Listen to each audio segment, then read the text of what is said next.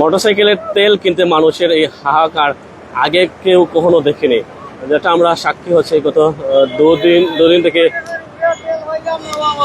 কত টাকা দিয়া? 200 টাকার উপরে পাইলাম না ভাই তেল। আমরা তো চাইলাম ট্যাঙ্কি লোড করতাম, এখন তো এই যে হালত লাগছে 200 টাকার তেল ছাড়া আর কোনো তেল নাই। খাইলে আবার লইতাম, এই যে গেদারিং মানে 2 ঘন্টা লাইনও খাড়া লাগে, টাকা লাগে। অন্যান্য পাম্পের তেল দেননি না? দেন না? অন্যান্য পাম্প এটা নাই, কিন্তু কোনো আছে যানজট লাগে। যে কথা তিনি বলতেছিলেন, বাংলাদেশ সরকারের বিধি মোতাবেক সর্বোচ্চ একজন মোটর বাইক চালক 200 টাকার তেল কিনতে পারবেন। অর্থাৎ এই 200 টাকার তেল বিক্রি অধিক কেউ কিনতে পারবেন না। অনেকে আসলে এখান থেকে ফিরে যাচ্ছিল, দীর্ঘ সময় অপেক্ষা করতে হচ্ছে।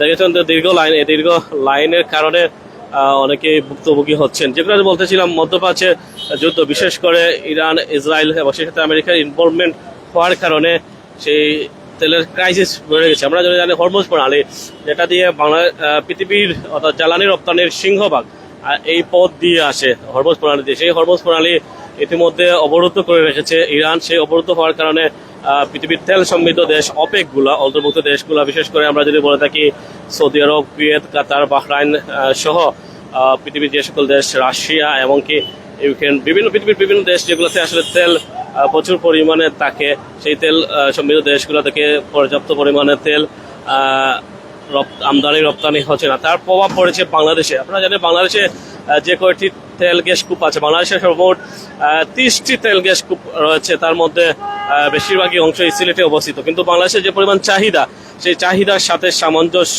রেখে যে পর্যাপ্ত পরিমাণ যে তেলের যে যোগান দেওয়া, সেটা আসলে সম্ভব হচ্ছে না। তার ফলেই আমাদের বাংলাদেশকে অনেকে নির্ভর করতে হচ্ছে তেল সমৃদ্ধ দেশগুলোর কাছে। আমরা একটু ভাইয়ের সাথে কথা বলবো। ভাই, একটু কথা বলতে পারি? তেল কিনছেন নি ভাই? জি ভাই। কত টাকা কিনলা? 200 টাকা করে দেন না। তেল লইয়া তো আঁকা কেন? এখন তো তারা বেকার ভাই, মানে যুদ্ধ, যে তেল আটকে গেছে লাগি, আর কিছু না। মানে দাম বাড়াইছে না, দাম বাড়াইছে না। 200 টাকা করে দেন। সন্ডিপুর পাম্প আছে, আরও পাম্প আছে। ধন্যবাদ। আমরা যেটা বলতেছিলাম, যুদ্ধের প্রভাব পড়েছে বাংলাদেশে এই সেক্টরে, বিশেষ করে যারা তেল নিতে আসেন তারা এখানে আগামীকাল থেকে একটা রেশনিং পদ্ধতিতে তেল দেওয়া হবে, যেটা জ্বালানি প্রতিমন্ত্রী আমাদেরকে জানিয়েছেন। আমরা যদিও মাধ্যমে জানতে পেরেছি। তো যেটা বলতেছিলাম, আমি এখন অবস্থান করছি উপশহরে যে তেল পাম্প সবার পরিচিত, সেই তেল পাম্পে। এখানে অনেকেই দীর্ঘ সময় ধরে লাইনে দাঁড়িয়ে আছেন। তারা আসলে অনেকেই যেটা বলতে চাইছে, অনেক চাষের পুরো ট্যাঙ্ক আসলে লোড করে যাচ্ছে। তো যে বিষয়টা হচ্ছে, আতঙ্কের কোনো কারণ নেই বাংলাদেশে এই মুহূর্তে। আসলে তেলের সত্যিকার অর্থে যে ক্রাইসিস, সেটা নেই।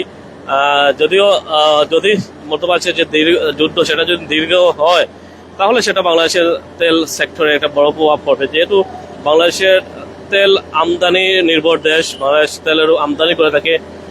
সেই আমদানি মুক্ত দেশগুলোতে যেহেতু যুদ্ধ বিধ্বস্ত, সেই সাথে হরমুজ প্রণালী, আমরা যেটা বলছিলাম, পৃথিবীর তেল, বিশেষ করে তেল আমদানি রপ্তানির যে রুট, সেটা হচ্ছে হরমুজ প্রণালী, যেটা ইতিমধ্যে ইরানের দখলে রেখেছে। ইরান যেটা বলছে, এই পথ দিয়ে কাউকে যেতে দেওয়া হবে না। শুধুমাত্র আমরা যতটুকু জানতে পেরেছি, শুধুমাত্র চীনকে দেওয়া হয়েছে অনুমতি। এর বাইরে যারা এই পথ দিয়ে যেতে যাচ্ছে, তাদের উপর ব্যালিস্টিক মিসাইল হামলা করা হচ্ছে, ক্ষেপণাস্ত্র হামলা করা হচ্ছে। তো সব মিলিয়ে তেলের বাজারে একটা অস্থির হয়ে পড়েছে, মানুষ বিশেষ করে আতঙ্কিত হয়ে পড়েছে। আমরা দেখেছি প্রথম দিন যে দুদিন আগে যে পরিমাণ ভিড় জমেছিল সিলেট তথা বাংলাদেশের বিভিন্ন প্রান্তে, মানুষ মনে করেছিল হয়তো তেল আর পাবে না, আজকেই শেষ দিনে হয়তো তেলের দাম বেড়ে যাবে। আমরা যে কথাটি বলতে চাচ্ছি, তেলের দাম আসলে 1 পয়সাও বাড়েনি। তেলের দাম ঠিক আগের মতোই আছে। আপনারা আগে যে প্রাইসে কিনতেন, সেই প্রাইসে কিনছেন। শুধুমাত্র যে একটা নির্ধারণ করে দেওয়া হয়েছে।